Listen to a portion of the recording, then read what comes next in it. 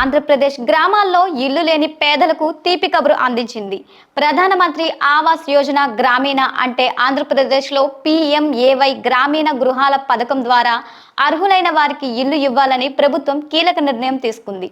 రాష్ట్ర వ్యాప్తంగా వచ్చిన 10,42,000 దరఖాస్తులను అధికారులు క్షుణ్ణంగా పరిశీలించారు. అందులో 9,20,000 మందిని అర్హులుగా గుర్తించడం జరిగింది. ఇప్పటికే లబ్ధిదారుల జాబితాను సిద్ధం చేసి ప్రాధాన్యత క్రమాన్ని కూడా ఖరారు చేశారు. త్వరలోనే ఇళ్ల కేటాయింపు ప్రక్రియను వేగంగా పూర్తి చేయాలని అధికారులు ప్రణాళికలు సిద్ధం చేస్తున్నారు. పేదల సొంతింటి కలను నిజం చేసేందుకు ప్రభుత్వం అన్ని ఏర్పాట్లు పూర్తి చేస్తోంది. అర్హులైన వారిని 2 విభాగాలుగా విభజించి సాయం అందించనున్నారు.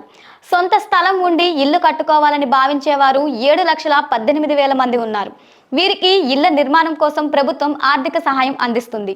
ఇక స్థలం కూడా లేనివారు 2,02,000 మంది ఉన్నట్లు అధికారులు తేల్చారు. ప్రభుత్వం కేటాయించే 3 సెంట్ల స్థలం కోసం వీరు ఎదురు చూస్తూ ఉన్నారు. కేంద్రం ఇప్పటికే మంజూరు చేసిన ఇళ్లను మొదటి దశలో కేటాయిస్తారు. మిగిలిన వారికి త్వరలోనే కేంద్రం నుండి అనుమతులు తీసుకొని ఇల్లు పంపిణీ చేస్తారు. అర్హత ఉన్న ప్రతి ఒక్కరికి ఇల్లు అందేలా పక్కాగా చర్యలు తీసుకుంటున్నారు. ఇళ్ల కేటాయింపులో ప్రభుత్వం స్పష్టమైన మార్గదర్శకాలను అనుసరిస్తోంది. అత్యంత నిరుపేదలకు ప్రాధాన్యత ఇస్తూ లబ్ధిదారులను ఎంపిక చేస్తున్నారు.